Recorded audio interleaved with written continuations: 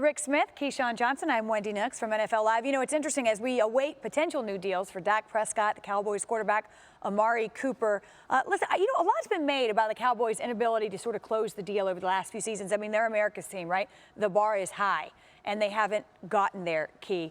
What are your expectations with a new regime, a new head coach, Mike McCarthy, coming in, and what the Cowboys may do in the 2020 season? I think they'll be okay. I think that, you know, get everybody in the fold, get everybody signed up, and get going. I think when you look at Mike McCarthy, he's a guy who's been to the Super Bowl, who's been in playoff games. He understands what it is to be in a big-time franchise coming over from the Green Bay Packers. The offensive line is solidified from left to right. Okay, you think about they may have to shore some things up in the secondary depending on what happens with Byron Jones at corner, and they need to probably get a safety. But for the most part, they're going to be a team in the NFC that are going to be there in the end, for sure going to be there in the end. Yeah, I completely agree with that. And I think about what you mentioned with the offensive line being intact. There are some positions that they need to solidify.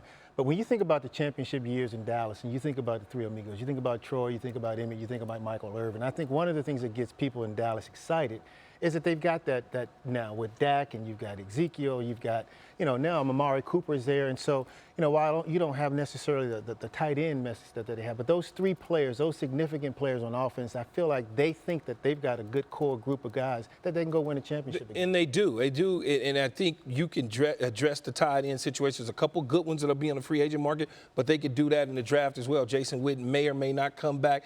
But when you look at it, okay, the one thing that the Cowboys have got to do is they got to stop believing in the hype.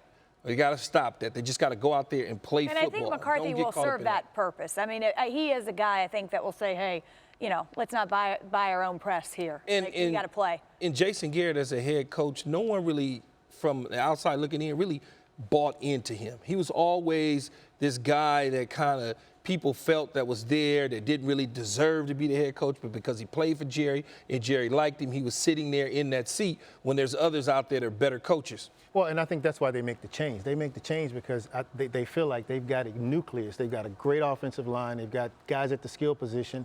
They've got some things to do on defense, but they're in a window now. And those windows come and go in this league. I think you know that. Oh, yeah. And they know it as well. Well, let's talk about that window because, look, we all have an expiration date. That's just the way it works. And Jerry Jones has been very clear. In fact, I think he told me, quote, I would write, there's not a check I wouldn't write if I thought it guaranteed another Super Bowl championship. Do we see that in Jerry's tenure, Rick? Well, I think we put a graphic up earlier with all the players that they paid here recently. And then they're talking about Amari Cooper, they're talking about the quarterback. So I think what they do is they do a good job of spreading the cap dollars out around. And that's what you have to do in this league. But then the other thing is personnel departments have to be good these days because you have your high dollar players and then the balance of your roster is going to be made up of guys that aren't making a lot of money. Those guys have to contribute for your football team. That's where they've got to improve as well. If they don't win a Super Bowl in the next 3 years, they're going to hit the reset button again.